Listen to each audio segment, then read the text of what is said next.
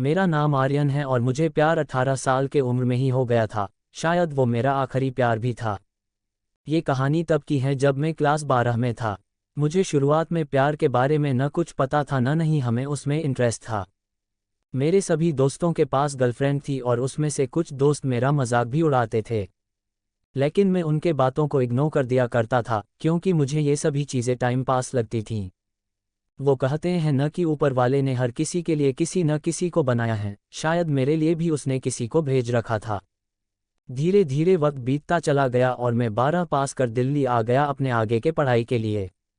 आज मेरा ग्रेजुएशन का पहला क्लास था तो मैं बहुत खुश था अपने क्लास को लेकर, क्योंकि वहाँ पे नई नई चीज़ें सीखने को मिलेगा।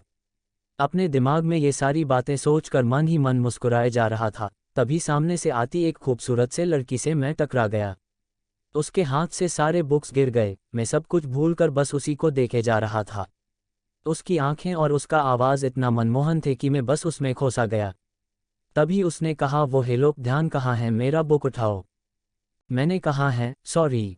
Smiling face. उसके बाद वो क्लास में चली गई। उस वक्त पहली बार दिल में कुछ कुछ सा फील होने लगा उस अजनबी लड़की के लिए। Dot dot dot. मैं अपने क्लास में पूरा दिन उसके बारे में ही सोचता रहा। क्लास खत्म होने के बाद मैं उस लड़की से मिलने के लिए बेचैन से हो गया था। तभी वो मेरे सामने से अपने दोस्तों के साथ बात करते हुए आ रही थीं। मैंने उससे बात करना का सोचा लेकिन कर नहीं पाया। मैं मन ही मन उस लड़की को अपना दिल दे चुका था। एक दिन की बात है, मैं अपने घर से कॉलेज के लिए जा ही रहा था कि मेरी नज़र उस लड़की पे पड़ी।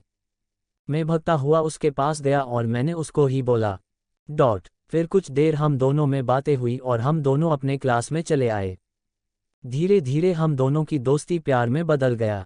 जब हम दोनों कॉलेज से घर जा रहे थे, बीच रास्ते में तेज़ बारिश होने लगा। सामने कोई घर था नहीं तो हम दोनों एक घने पेड़ के नीचे चले गए।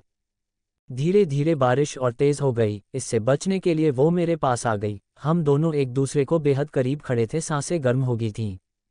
मैं उसको किश करने वाला ही था कि वो सहम गई और वो वहाँ से दूर चली गई। हम दोनों के रिलेशनशिप के 2 साल हो चुके थे। मैंने उससे पूछा क्यों ना हम लोग अगले साल शादी कर ले। वो बोली, मैं अपने घर पे तुम्हारे बारे में बताऊंगी। लड़का खुशी खुशी अपने घर चला जाता है।